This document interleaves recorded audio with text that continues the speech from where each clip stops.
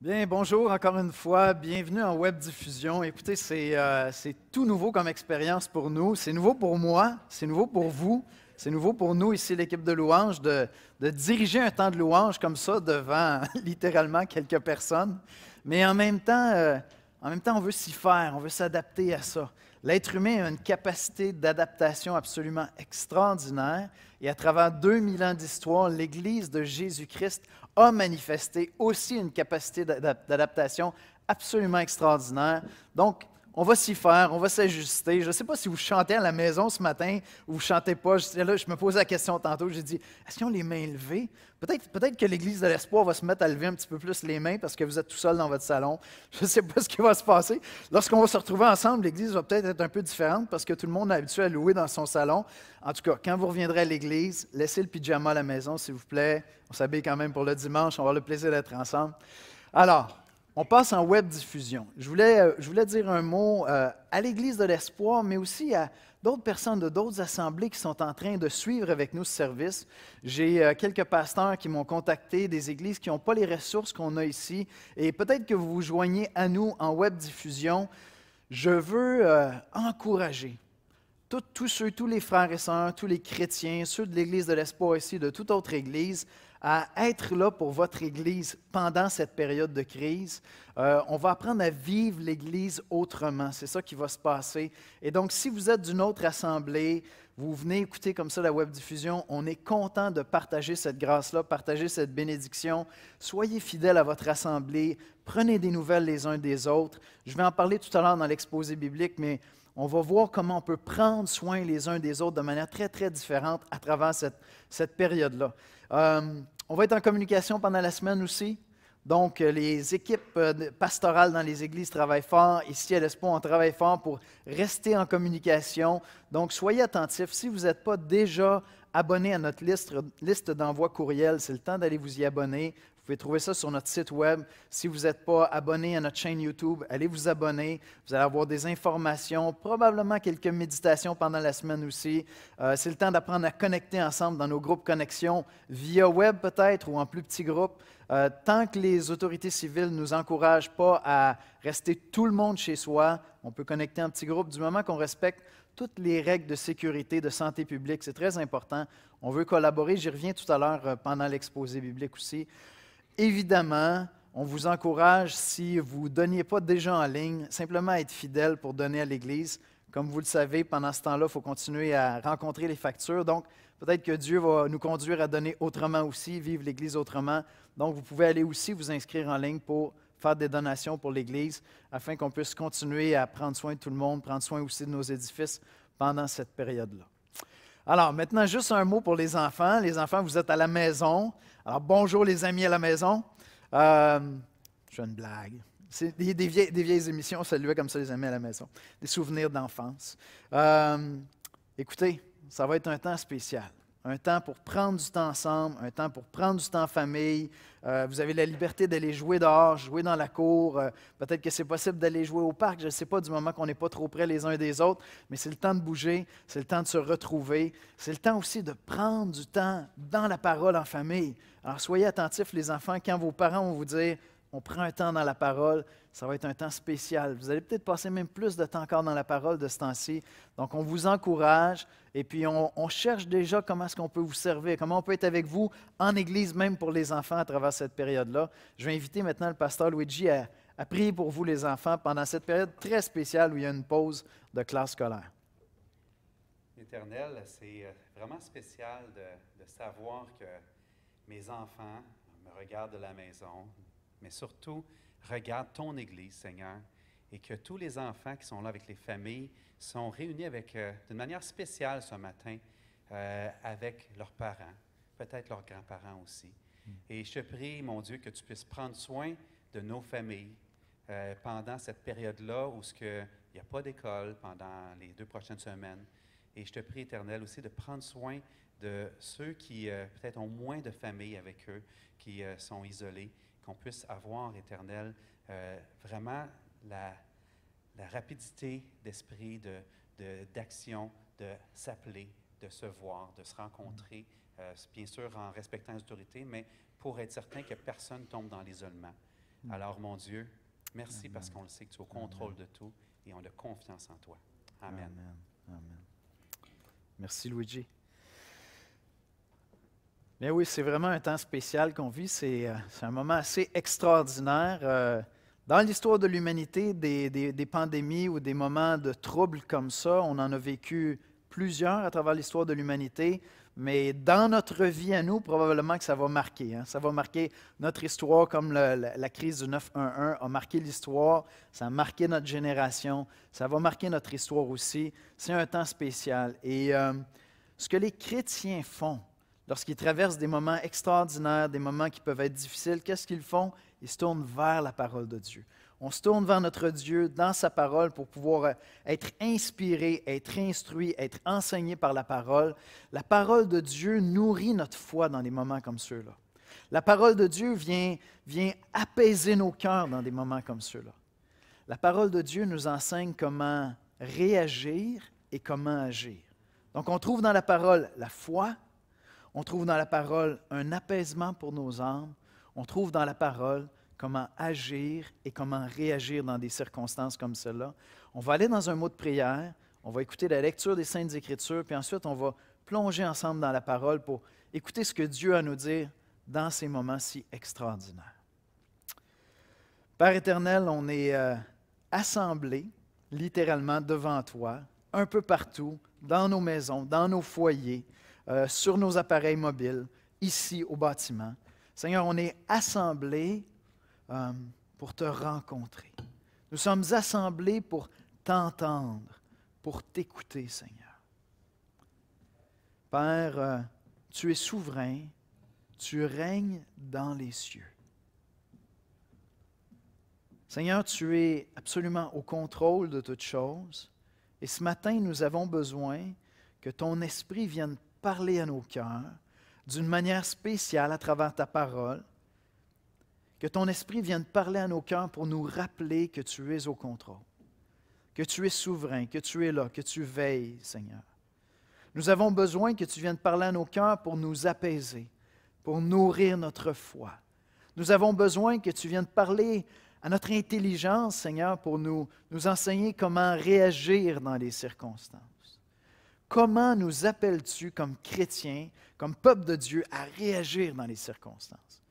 Comment nous appelles-tu à agir dans les circonstances, Seigneur? Viens nous parler, viens nous convaincre, Seigneur. Seigneur, nous savons que tu as un appel particulier pour tes enfants. Tu as un appel particulier pour ton Église, Seigneur. Viens nous aider à entendre cet appel et que dans ces circonstances extraordinaires, Seigneur, que nous répondions présents comme Église.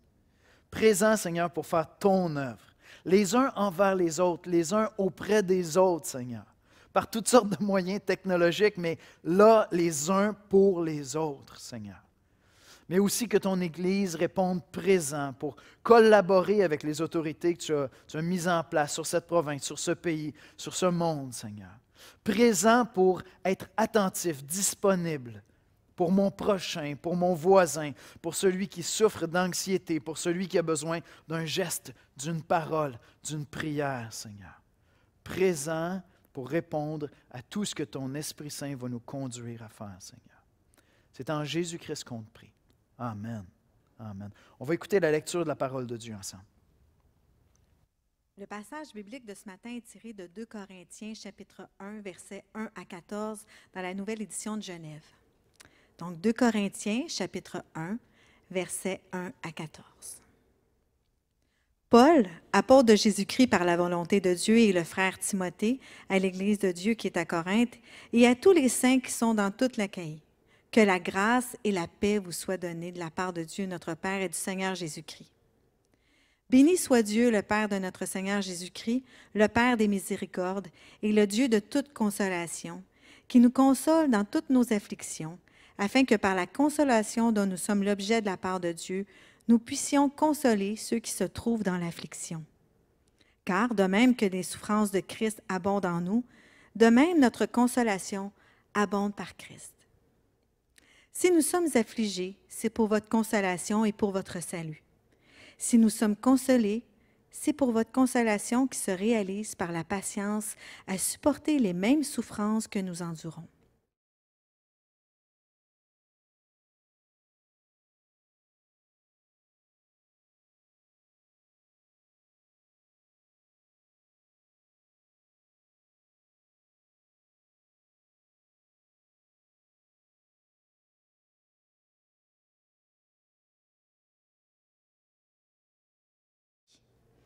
Et nous regardions comme certains notre arrêt de la mort, afin de ne pas placer notre confiance en nous-mêmes, mais de la placer en Dieu qui ressuscite les morts. C'est lui qui nous a délivrés et qui nous délivrera d'une telle mort, lui de qui nous espérons qu'il nous délivrera encore. Vous nous assistez vous-même de vos prières, afin que la grâce obtenue pour nous, par plusieurs soit pour plusieurs une occasion de rendre grâce à notre sujet. Car ce qui fait notre gloire, c'est ce témoignage de notre conscience que nous nous sommes conduits dans le monde et surtout à votre égard avec sainteté et pureté devant Dieu, non point avec une sagesse charnelle, mais avec la grâce de Dieu. Nous ne vous écrivons pas autre chose que ce que vous lisez, et vous-même le reconnaissez. Et j'espère que vous le reconnaîtrez jusqu'à la fin, comme vous avez déjà reconnu en partie que nous sommes votre gloire, de même que vous serez aussi la nôtre au jour du Seigneur Jésus. Merci, Julie.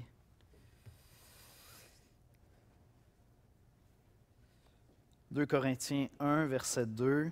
« Que la grâce et la paix vous soient données de la part de Dieu notre Père et du Seigneur Jésus-Christ. » Quel beau passage. Je vais prendre un instant pour remercier nos gouvernements qui nous dirigent à travers ces circonstances-là. C'est un privilège d'avoir des autorités civiles qui sont en train de chercher à prendre les meilleures décisions.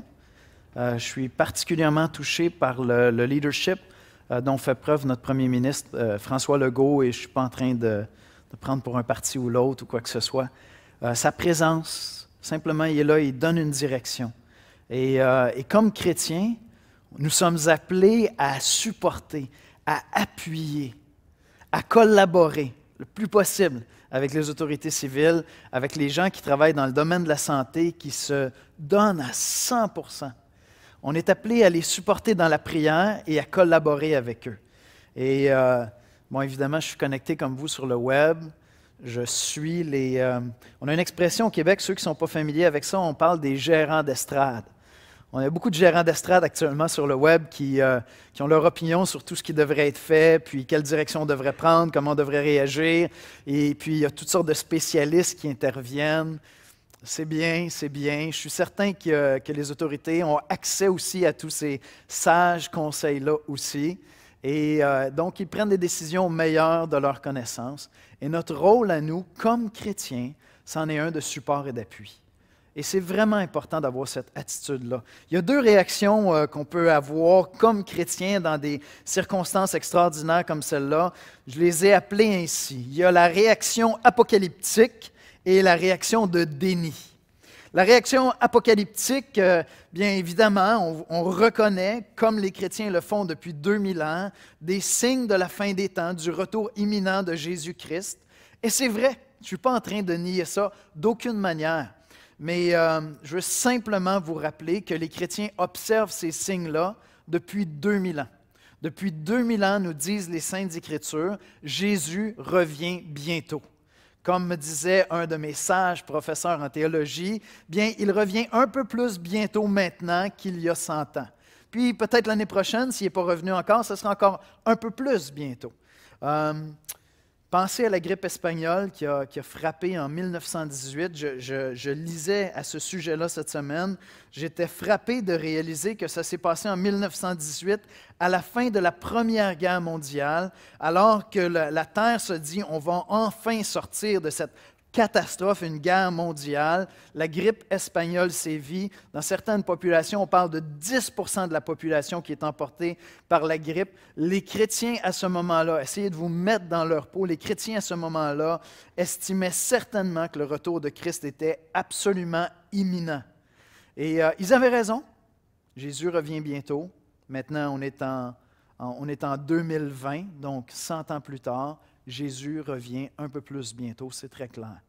Pourquoi est-ce que j'appelle ça la réaction apocalyptique? C'est parce qu'elle peut nous amener à avoir une attitude de panique, une attitude catastrophique. On l'a vu avec toutes sortes de situations un peu loufoques, un peu tristes cette semaine dans les épiceries. Il y a eu des phénomènes étranges. Certains items sur les tablettes étaient préférés à d'autres. C'est assez spécial comme comportement, mais ça nous dit à quel point, lorsqu'on se laisse aller à la panique, on devient un peu bête, d'accord? Et donc, comme chrétien, on ne veut pas tomber là-dedans. Première réaction apocalyptique. Priez pour le retour du Seigneur. Soyez toujours prêts pour le retour du Seigneur. Il revient un peu plus bientôt, maintenant qu'hier. C'est tout à fait vrai. Et il n'y a aucune moquerie dans ce que je suis en train de dire là. Le Seigneur revient bientôt. On se tient prêt tous les jours. Ça se peut qu'il vienne cette nuit, demain, tantôt. Je veux être prêt pour ça. Mais en même temps, je ne veux pas sombrer dans une panique. L'autre réaction, à l'opposé, c'est le déni. Et encore là, on peut avoir toutes sortes de raisons. Tu peux être non-chrétien ou chrétien puis sombrer dans le déni. Le non-chrétien va dire « Ah non, c'est n'importe quoi, il y a des conspirations, il essaie de nous faire peur. » Le chrétien va peut-être dire « Bof, tu sais, moi je suis chrétien, Dieu me protège. » Bon, voilà, ça c'est le déni. Le problème avec ça, c'est qu'il y a des gens qui sont en train de se dévouer comme des malades, quel mauvais jeu de mots, comme des gens en santé, ils travaillent très très fort pour pouvoir justement veiller sur nous. Ils se dévouent. Et si nous, on tombe dans le déni, on n'est juste pas en train de collaborer avec eux, on est en train de rendre leur travail extrêmement difficile. Et puis, peut-être que toi, tu es en santé. Puis toi, tu peux te permettre de faire comme s'il n'y avait aucun souci. Mais peut-être que tu vas transmettre la maladie sans même avoir les symptômes à quelqu'un qui est très, très fragile. Puis cette personne-là sera peut-être promue dans la gloire, c'est les chrétiennes, plus vite que prévu. Pas pour Dieu, mais plus vite qu'elle l'aurait souhaité. Juste parce que toi, tu as été peut-être un peu insensé dans ta manière d'agir. Et donc, on n'est pas là pour faire les gérants d'estrade. On n'est pas là pour sombrer dans le déni. On n'est pas là pour tomber dans la panique non plus. On écoute ce que les autorités civiles sont en train de nous dire. Et puis, on suit. Il arrive que les chrétiens vont faire de la désobéissance civile. Je ne pense pas qu'on est dans une situation justifiée pour ça. Lorsqu'on nous interdira d'annoncer le nom de Jésus-Christ, on s'en reparlera, d'accord? Mais on n'est pas là. Au contraire, comme on va le voir ensemble, on a toutes les occasions puis toute la responsabilité de partager l'espérance qui est en nous, l'espérance qu'on a à cause de Jésus-Christ. Donc, je voulais juste donner ces deux encouragements-là. Dieu est souverain, Dieu est au contrôle. Et une pensée qui me venait à plusieurs reprises cette semaine, je pensais à Jésus dans les évangiles, et voici la pensée qui me venait. Quand Dieu rencontre la foi chez ses enfants, quand Dieu trouve la foi chez les chrétiens, Dieu fait des choses surprenantes, souvent des choses extraordinaires. Et donc, je veux vous encourager à travers ces circonstances-là à croire en Dieu. Dieu va nous surprendre. Dieu va agir autrement. Dieu va ouvrir des conversations, ouvrir des cœurs. Peut-être qu'il va réouvrir votre cœur à la parole de Dieu. Et donc, lorsqu'on va dans les évangiles, puis on voit Jésus qui vient vers quelqu'un et qu'il rencontre la foi, quelqu'un qui croit en Dieu, quelqu'un qui croit en lui, il fait des choses surprenantes, souvent des choses merveilleuses et extraordinaires. Et donc, faisons confiance à Dieu. Alors, voici comment je résumerai l'exposé de ce matin. On fait un hors-série. Un peu à la blague, cette semaine, je suis en train de me demander si on allait commencer une nouvelle série, la COVID-19, à suivre. Vous verrez ça la semaine prochaine. Mais on est hors série, on est sorti de l'Évangile de Jean, évidemment. Et voici comment je résumerai l'exposé de ce matin en une phrase. Dans les circonstances extraordinaires d'une pandémie, notre monde a besoin de chrétiens qui se reposent en Dieu et qui partagent leur paix et leur espérance. Je répète ça, dans les circonstances extraordinaires d'une pandémie, notre monde a besoin de chrétiens qui se reposent en Dieu et qui partagent leur paix et leur espérance. Le Dieu de toute consolation. 2 Corinthiens, chapitre 1, versets 3 et 4. « Béni soit Dieu, le Père de notre Seigneur Jésus-Christ et le Père des miséricordes, et le Dieu de toute consolation, qui nous console dans toutes nos afflictions, afin que par la consolation dont nous sommes l'objet de la part de Dieu, nous puissions consoler ceux qui se trouvent dans l'affliction. » Les circonstances étaient complètement différentes pour l'apôtre Paul. On parle de souffrance, d'affliction qui venait probablement du fait qu'il souffrait pour annoncer l'Évangile, qu'il souffrait de circonstances missionnaires difficiles, qu'il souffrait de persécution parce qu'il est en train d'annoncer l'Évangile. Mais l'apôtre Paul, qui parfois était persécuté pour ça, voyait dans cette souffrance-là que lui avait endurée l'objet ou l'occasion de consoler, d'encourager les chrétiens. Et donc, c'est vers ce Dieu de toute consolation qu'on veut se tourner, parce que chaque fois que Dieu apporte de la consolation dans le cœur d'un de ses enfants, il veut que cette bénédiction-là soit partagée à quelqu'un d'autre, qu'on puisse encourager quelqu'un d'autre à notre tour. Et donc, on veut se rappeler, alors qu'on est en train d'entrer dans une période complètement extraordinaire, inattendue, tous nos plans sont changés ou affectés par cette pandémie mondiale, nous voulons nous rappeler que Dieu est au ciel, qu'il est au contrôle. Je sais que c'est une évidence, vous l'avez entendu partout sur le web déjà, les pasteurs passent leur temps à répéter ça, mais c'est tellement important de revenir dans la parole. Alors dans Ésaïe 41, verset 10, voici ce qu'on lit. « Ne crains rien ». Dieu est en train de s'adresser à son peuple, le peuple d'Israël, et ce matin, il s'adresse à nous, à tous les chrétiens de par la terre, à l'Église de l'espoir. Et voici ce qu'il nous dit, « Ne crains rien, car je suis avec toi. Ne promène pas des regards inquiets. » C'est tellement de circonstances. « Car je suis ton Dieu, je te fortifie, je viens à ton secours, je te soutiens de ma droite triomphante. Ne crains rien, ne promène pas des regards inquiets, car je suis ton Dieu. » J'aime ce psaume qui m'a toujours fait énormément de bien, le psaume 115, le verset 3. Voici ce qu'on lit. « Notre Dieu est au ciel, il fait tout ce qu'il veut. » Alors que nous, les êtres humains, on n'est pas en train de faire tout ce qu'on veut, littéralement, n'est-ce pas? On avait plein de projets, nos projets sont affectés, on essaie de s'organiser pour devoir s'adapter, puis s'adapter, puis s'adapter, puis réaliser qu'on n'est pas en train de faire tout ce qu'on veut. Dieu est au ciel, il est souverain, il règne, il fait tout ce qu'il veut. Des fois, ça peut être troublant. Certains d'entre vous pouvaient être offensés par cette idée parce que vous dites « Oui, mais si Dieu fait tout ce qu'il veut, pourquoi est-ce que ça va si mal? » Si Dieu fait tout ce qu'il veut, comment ça se fait qu'il y a tellement de souffrance dans le monde?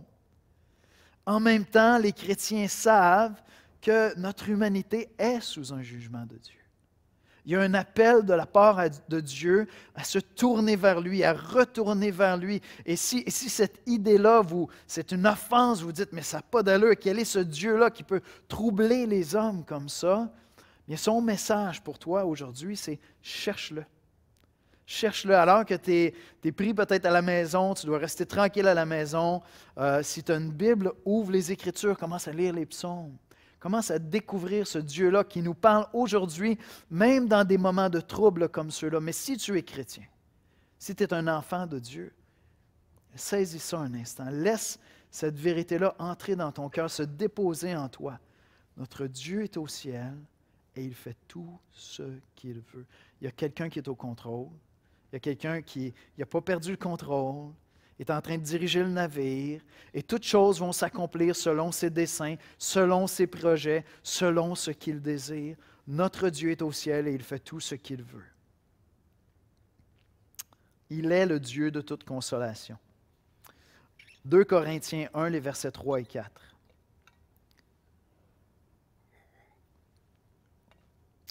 Béni soit Dieu, le Père de notre Seigneur Jésus-Christ, le Père des miséricordes, le Dieu de toute consolation, qui nous console dans toutes nos afflictions, afin que par la consolation dont nous sommes l'objet de la part de Dieu. L'apôtre Paul vivait des circonstances difficiles, il y avait des souffrances qui venaient avec son lot d'annoncer la parole de Dieu, d'aller dans des places où peut-être on ne voulait pas entendre ce message-là. Il y avait des réactions même à l'époque violentes, des réactions physiquement violentes, littéralement. Et donc, il y avait des souffrances qui venaient avec ça. Et Paul est en train de dire ici qu'il reçoit une consolation en lui-même de la part de Dieu. Lorsque je me retrouve à faire des services funéraires ou accompagner des gens qui sont dans le deuil ou des gens qui vivent des souffrances où je ne peux pas faire beaucoup plus que simplement me tenir à côté d'eux, qu'est-ce que je fais comme chrétien? Qu'est-ce que tu fais comme chrétien? Je vais dans la prière parce que je sais que Dieu a accès. Dieu a accès à l'intérieur du cœur, de l'esprit, de la pensée de cette personne qui est à côté de moi. L'apôtre Paul dit ici que cette consolation, il la reçoit de la part de Dieu. La consolation dont nous sommes l'objet de la part de Dieu. Il y a une consolation que Dieu seul peut apporter à nos âmes. Dieu a accès à un endroit, à un lieu où je ne peux pas aller. Concrètement, cette semaine, je veux vous encourager à fermer la télévision un moment, fermer la radio, débarquer du web, arrêter de naviguer sur le web. C'est correct de s'informer, c'est important de s'informer, c'est important de savoir qu'est-ce qui se passe, où est-ce qu'on en est, où on s'en va avec ça, quelles sont les directives aujourd'hui. On a comme un rendez-vous quotidien avec notre premier ministre ici au Québec. C'est bien, c'est bien. Une fois que c'est terminé, fermez tout ça. Fermez tout ça. Et tournez-vous vers Dieu. Ouvrez la parole de Dieu. Parce qu'il y a une consolation que les autorités publiques ne pourront pas vous donner.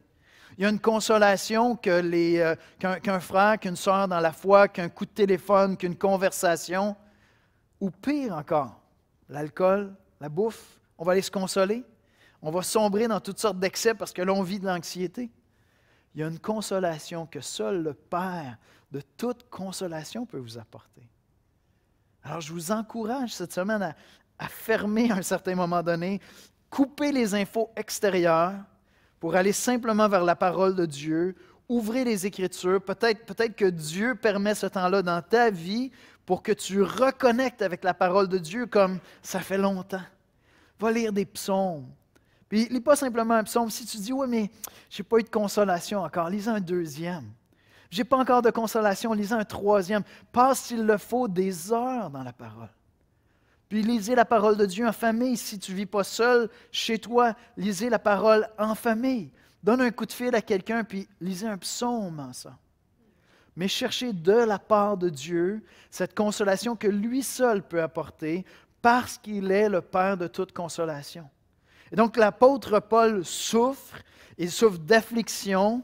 Notre premier réflexe à nous, c'est quoi? C'est de se tourner vers les êtres humains autour de nous et de dire, est-ce qu'il y a quelqu'un qui va me rassurer? Est-ce qu'il y a quelqu'un qui va me faire du bien? Est-ce qu'il y a quelqu'un qui peut juste me dire, tout va bien se passer? Il y a certainement quelqu'un comme ça autour de nous. On est en Église, on peut s'appeler, on peut connecter ensemble, je peux me tourner vers les médias, chercher à être rassuré. Mais il y a une consolation qui ne viendra pas de personne d'autre que de la personne de Dieu. Il y a une consolation qu'aucun être humain ne peut t'apporter. C'est seulement le Dieu de toute consolation qui peut venir l'apporter dans ton cœur, comme l'apôtre Paul l'a vécu ici. Demande-le à Dieu. Demande à Dieu de venir consoler ton cœur, de venir te rassurer. Je pensais aux enfants tout à l'heure, on pensait aux enfants, puis on a entendu, on a été sensibilisés dans les dernières années à l'anxiété que les craintes par rapport au changement climatique peuvent générer chez les enfants. Hein? On était sensibilisés à ça. Une jeune génération qui en entend beaucoup parler à l'école, puis chaque génération a des craintes comme ça, des fois très justifiées, d'autres fois on se rend compte avec le temps c'est moins pire qu'on pensait. Peu importe. On a été sensibilisés au fait que nos enfants peuvent vivre beaucoup d'anxiété. Bien, ces circonstances-là peuvent générer énormément d'anxiété. Ça serait aussi une raison pour fermer un petit peu la radio, la télé à un certain moment donné. Si vous avez les enfants avec vous à la maison, fermez ça. Vous ne voulez pas que vos enfants entendent ça toute la journée. Et prenez du temps avec vos enfants dans la parole. Allez dans les Écritures pour leur faire connaître le Dieu souverain. Le Dieu souverain qui est au contrôle de toutes choses. Vos enfants en ont besoin aussi. Maintenant, quand Dieu bénit ceux qui croient en lui, c'est toujours pour que la bénédiction soit partagée. Premièrement, Dieu est le Dieu de toute consolation. Mais deuxièmement, quand Dieu bénit ceux qui se confient en lui, c'est toujours pour que la bénédiction soit partagée.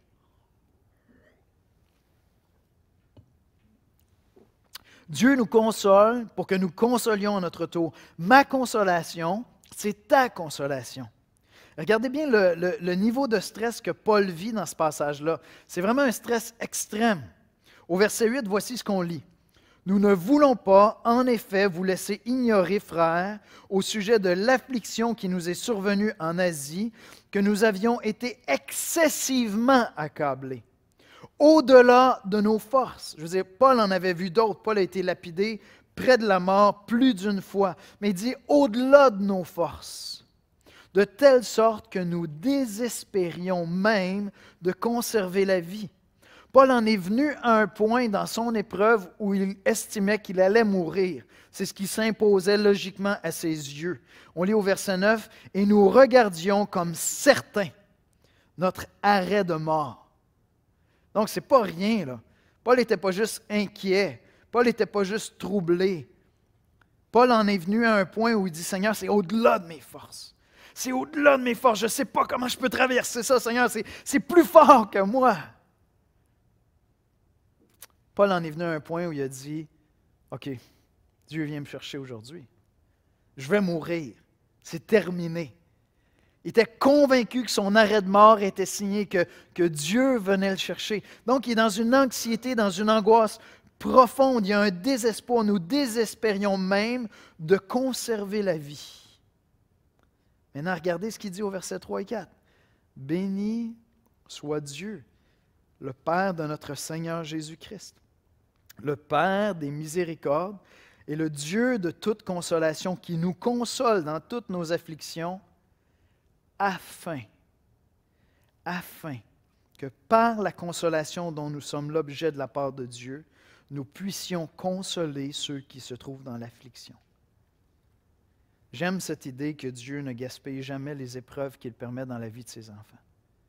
J'aime énormément cette idée-là. Et donc, si Dieu te donne la foi, c'est pour que tu partages la foi. Si Dieu te donne la paix, c'est pour que tu partages la paix. Si Dieu vient te consoler, c'est pour que tu consoles quelqu'un d'autre à ton tour.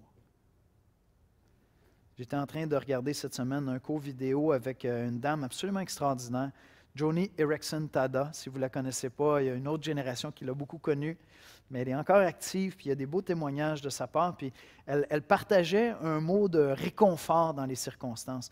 Et pour ceux qui ne la connaissaient pas, Joni a eu un accident de baignade très jeune, alors qu'elle était jeune adulte, qui l'a laissée quadraplégique.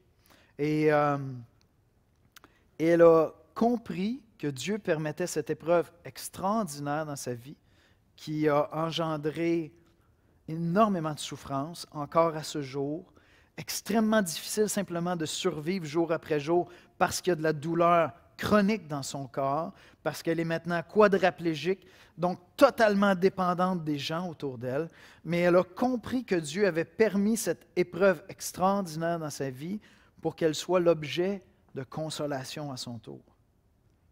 Des fois, on voit des gens qui vivent des choses extraordinaires, puis un peu par opportunisme, peut-être par intelligence, ils vont voir de ça, ils vont voir dans cela l'occasion de se bâtir une image, un brand, on dit en anglais, de se bâtir une carrière. Puis effectivement, ils vivent des choses extraordinaires, ils partent avec ça, puis ils deviennent des stars par la chose qu'ils ont vécue. Pour nous, comme chrétiens, lorsque nous sommes éprouvés et que Dieu nous apporte la consolation, comme Joni, on ne trouve pas dans ça l'occasion d'attirer l'attention. On trouve dans ça l'occasion d'être attentif aux gens autour de nous. Est-ce que vous voyez la différence? C'est énorme. Dieu m'apporte de la consolation. J'ai vécu des choses extrêmement difficiles. Dieu m'apporte de la consolation. Ça ne m'est pas donné comme bénédiction, comme grâce pour que je puisse attirer l'attention sur ma foi, sur le fait que moi je traverse ça avec foi. Non, ce n'est pas ça. Dieu m'accorde sa consolation pour que je devienne très attentif aux gens autour de moi. Il y a des gens qui ont été éprouvés dans la vie, puis juste écouter les nouvelles vont commencer à vivre de l'anxiété. Il y a des gens qui vont devenir agressifs, puis c'est la peur qui va les animer. Vous allez voir des gens qui vont devenir agressifs, peut-être en parlant au téléphone, ils vont se mettre à critiquer, puis là, écoute, si eux autres étaient en train de diriger, j'ai envie de te dire, il y a des élections qui vont venir un jour, tu peux être présenté, mais en attendant, prie pour les autorités. Mais si Dieu t'a donné à toi la paix, si Dieu t'a donné à toi la consolation, Ce n'est pas pour attirer l'attention sur ta foi. Ce n'est pas pour dire combien toi, tu te confies en Dieu. C'est pour te rendre attentif aux autres. Ce n'est pas pour attirer l'attention, c'est pour être attentif aux autres. Paul dit, Dieu nous a consolés afin que par la consolation que nous avons reçue, nous puissions consoler d'autres personnes autour de nous. Et donc, cette semaine, quand Dieu va fortifier ta foi, quand Dieu va t'encourager, quand Dieu va te faire du bien, deviens attentif aux autres. Ton cœur est moins inquiet, ton cœur a été consolé. Lorsqu'on est inquiet, on est moins attentif aux autres. On est comme pris par tout ça. On est un peu mangé par l'intérieur, par nos inquiétudes, nos peurs. Mais quand Dieu va apporter la consolation, oublie-toi maintenant. Commence à être attentif aux gens autour de toi. Il y a des gens qui ont besoin de recevoir une parole de consolation. Cette semaine, pour l'espoir, je vous donne un devoir. Faites un téléphone de prière. Appelez quelqu'un de l'Église. Restons connectés les uns avec les autres. Prenez des nouvelles. Ne prenez pas pour acquis. Si Dieu vous fait penser à quelqu'un dans l'Église, prenez pas pour acquis qu'il est bien entouré. Un coup de fil. « Hey, je t'appelais juste pour qu'on prie ensemble. Je ne sais pas comment ça va. Est-ce que ça va bien? J'ai besoin de prier avec un frère, une sœur, juste d'être encouragé. » Prenez le temps de téléphoner des gens dans votre famille qui ne sont peut-être pas chrétiens, mais qui sont peut-être anxieux, puis juste les encourager, puis leur dire, écoute, tu sais que je suis chrétien, j'ai confiance, Dieu va aider, Dieu va nous aider à traverser ça. Dieu va nous aider. Puis c'est rare que les gens refusent qu'on prie pour eux. C'est très, très rare. Offrez-leur de prier pour eux. Les gens apprécient qu'on prie pour eux, qu'ils soient croyants, qu'ils soient chrétiens ou non. On va apprendre, à travers cette épreuve-là qui nous frappe tous, à vivre l'Église autrement. C'est ça qui va se passer. Et apprenons à le faire. C'est vraiment intéressant. Alors qu'on n'a pas la possibilité de connecter autant physiquement, de se réconforter en se prenant dans les bras les uns des autres, Dieu nous donne de se réconforter par nos paroles. Par une connexion web, puis un regard, tout simplement, par un sourire qu'on va se donner sur un appel à travers le web, peut-être. Ou simplement en souriant aux gens que vous allez croiser à l'épicerie puis qui sont anxieux. Offrez simplement cette paix-là, un sourire aux gens autour de vous. On a une grande confiance en Dieu et puis on a une grande espérance. Mon espérance, c'est mon assurance. Au verset 10 et 11, voici ce que Paul dit. C'est lui qui nous a délivrés et qui nous délivrera d'une telle mort. Lui de qui nous espérons qu'il nous délivre encore. Paul avait expérimenté à plusieurs reprises le fait d'être libéré de la mort, le fait d'être délivré d'afflictions terribles, des menaces terribles. Puis Paul dit, on a confiance qu'il va nous délivrer encore. On sait que vous nous assistez de vos prières et on a confiance en lui. J'ai confiance que Dieu va nous aider à traverser cette épreuve-là. J'ai confiance que Dieu va nous délivrer encore une fois. L'humanité a vécu bien des épreuves et l'Église a traversé bien des épreuves. J'ai confiance que Dieu va nous délivrer encore une fois. Mais la réalité comme chrétien, c'est que j'ai aussi une assurance. J'ai aussi une grande assurance. La réalité, c'est que si j'ai placé ma foi en Jésus-Christ, je suis prêt à être promu dans la gloire. Intéressant, hein? Pour les chrétiens, partir, ce n'est pas la fin, c'est pas seulement la fin des souffrances pour les chrétiens. C'est le début d'une joie plus grande encore. C'est le début de quelque chose de plus glorieux, de plus majestueux encore. Et donc, si je suis chrétien, je suis prêt, si le Seigneur le voulait ainsi, à être promu dans la gloire cette année. La réalité, c'est qu'il va y avoir quelques promotions de plus cette année. C'est ça la réalité. Il y a des gens que Dieu va venir chercher. Mais je vous rappelle cette parole tellement encourageante. Regardez bien le verset 9, ce que Paul dit.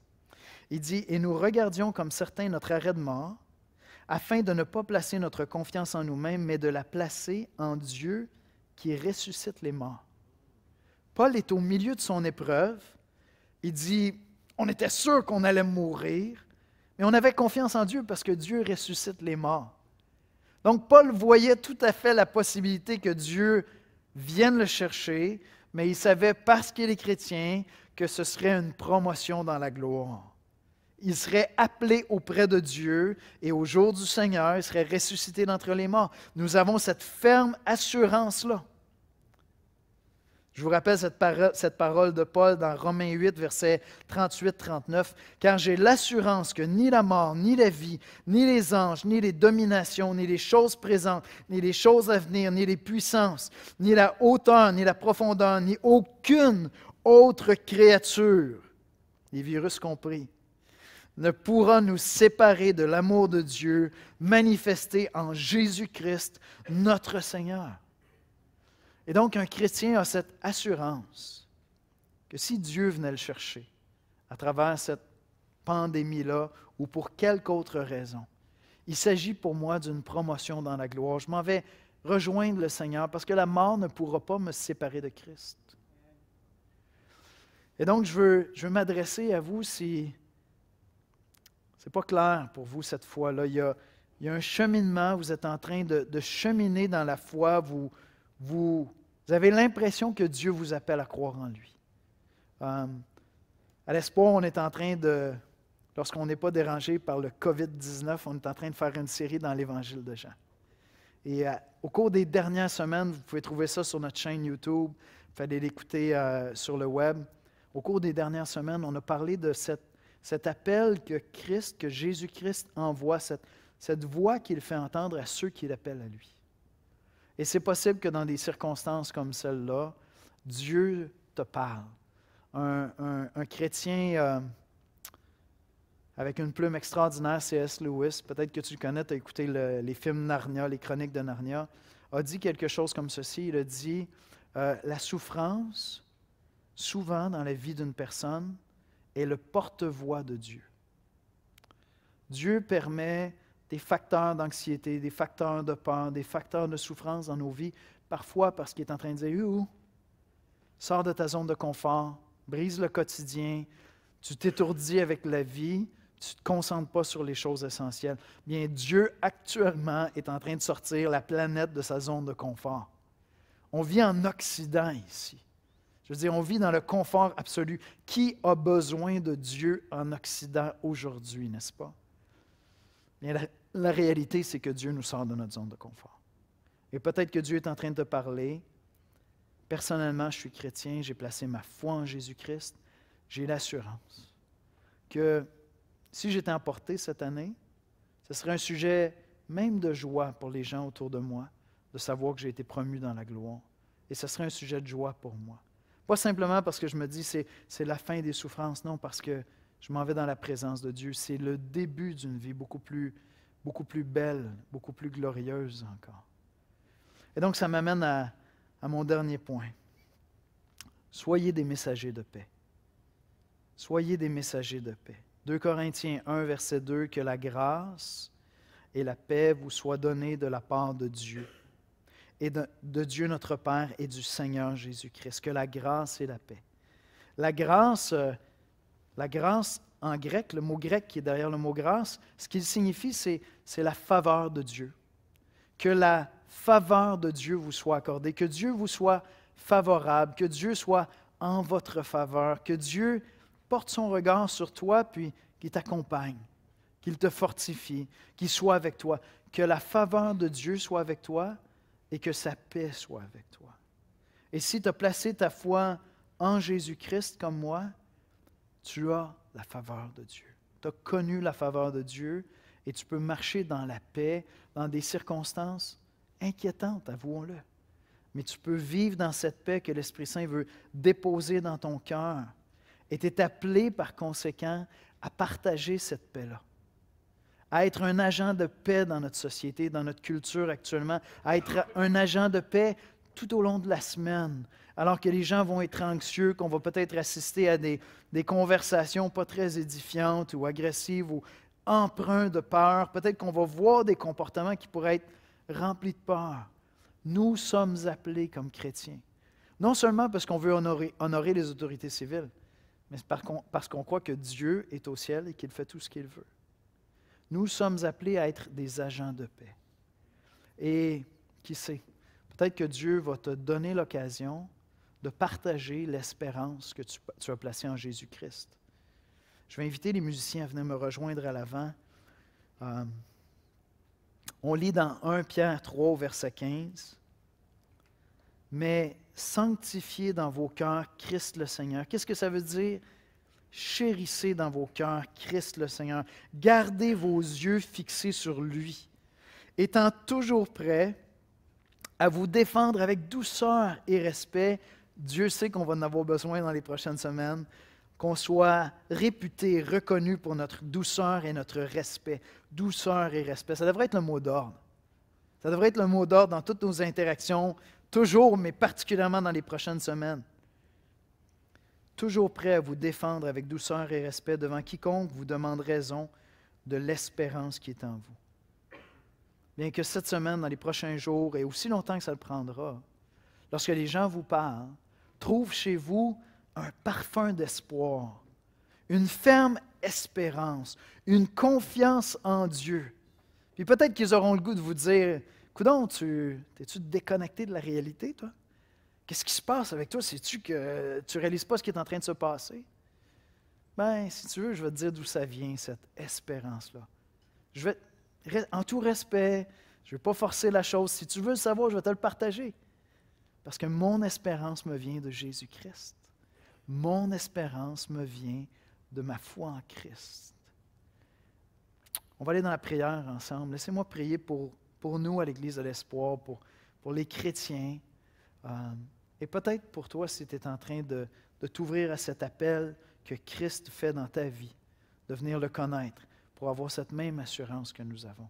On va aller ensemble dans un mot de prière, puis on va poursuivre ensemble dans la louange. Père, tu es le Dieu de toute consolation.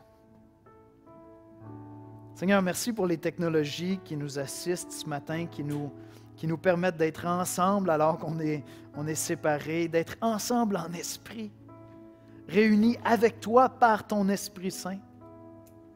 Père, merci pour ta parole qui nous apporte la foi, qui vient fortifier notre foi dans des circonstances qui peuvent être très anxiogènes, Seigneur, qui peuvent susciter toutes sortes de craintes, toutes sortes de peurs, Seigneur. Toi, tu nous donnes la foi à travers ta parole, Seigneur. Tu nous donnes la paix à travers ta parole, Seigneur.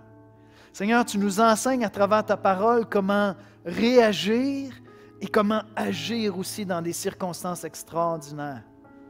Seigneur, tu nous apportes ta consolation afin qu'alors même qu'on peut être dans l'affliction, dans la souffrance, dans l'inquiétude, peut-être atteint même par cette maladie, Seigneur, tenté de sombrer dans l'inquiétude, Seigneur, tu nous consoles en toi, afin que nous puissions consoler des frères et des sœurs, Seigneur. Apprends-nous à vivre l'Église autrement, apprends-nous à être attentifs, apprends-nous, Seigneur, à devenir attentifs aux autres chaque fois que tu nous fais du bien. Ne pas attirer l'attention sur soi, mais être attentif aux autres, Seigneur, parce que tu nous appelles à être des agents de paix, à répondre avec douceur et respect de cette espérance que tu as placée en nous, Seigneur. Seigneur, donne-nous d'être attentifs à ton Église, d'être attentifs à notre prochain, d'être attentifs à nos voisins, Seigneur. Viens nous bénir et que ton Église brille de toute cette grâce et cette paix que tu nous as donnée en Jésus-Christ. Amen.